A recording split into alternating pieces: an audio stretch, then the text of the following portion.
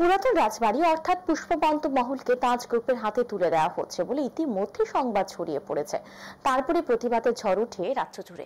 শনিবার এই নিয়ে সাংবাদিক সম্মেলন করে সাফাই গাইলেন প্রদেশ বিজেপির মুখপাত্র নবেন্দু ভট্টাচার্য।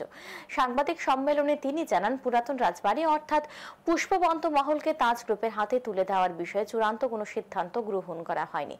রাজ্য পরিবারের ঐতিহ্যকে অক্ষুণ্ণ রেখে সবকিছু করা হবে। যারা বর্তমানে প্রতিবাদ করছে তারা এই রাজ পরিবারের ঐতিহ্য নষ্ট করেছে। বর্তমান সরকার প্রতিষ্ঠার পর আগরতলা বিমানবন্দরের নাম পরিবর্তন করে এমবিপি বিমানবন্দর করা হয়েছে। রাজনৈতিক স্মৃতি বিচরিত বিভিন্ন জায়গায় ব্যবসা করা হচ্ছে, আর রাজ্য সরকারের চিন্তা ভাবনায় একটা অহেতুক ব্যাঘাত ঘটানোর চেষ্টা করা হচ্ছে।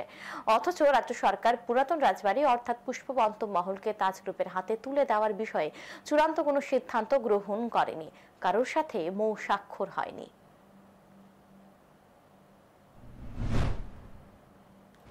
এটা তো প্রপোজাল এসছে আমাদের কাছে, এই নিয়ে আলোচনা চলছে, এখনো চূড়ান্ত সিদ্ধান্ত কিছু নেওয়া হয়নি। এখানে রাজ পরিবারের যে ঐতিহ্য রয়েছে, রাজাদের, ত্রিপুরা রাজাদের যে ঐতিহ্য আছে, সেটা যাতে অক্ষুণ্ণ থাকে সেটা সুনিশ্চিত করে রাজ্য সরকার কোনো সিদ্ধান্ত নেবে। কারণ আমরাই প্রথম এই ত্রিপুরার রাজাদের সম্মান দিয়েছি। ইতিপূর্বে তো কোনো সরকার, বিশেষ করে বামপন্থীরা তো এর বিরুদ্ধেই ছিল।